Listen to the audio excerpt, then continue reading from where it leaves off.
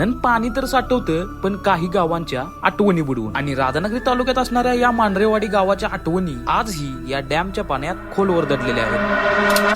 तर राधानगरी तालुक्यातल्या 21 दिवस 21 गावांच्या सिरीज मध्ये 5व्या पार्ट मध्ये मी येऊन पोहोचलेलो मांढरेवाडी गावात. आणि गावात जातात आजच्या जनरेशन मध्ये खूपच दुर्मिळ दिसणारं दृश्य मी बघितलं. ते म्हणजे गावाच्या सुरुवातीला कट्ट्यावर बसून गप्पा मारणारे हे दोन आजोबा. आणि त्यांनीच मला सांगितलं की तलावात गाव होतं पहिला.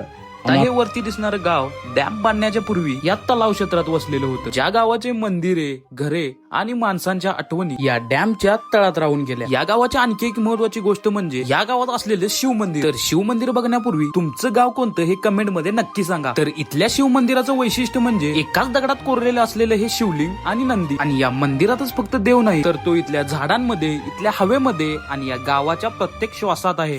तर पक्ष्यांचा आवाज दुपारचा कसा येतोय ते ऐका नुसतं, दाखवतो तुम्हाला आता.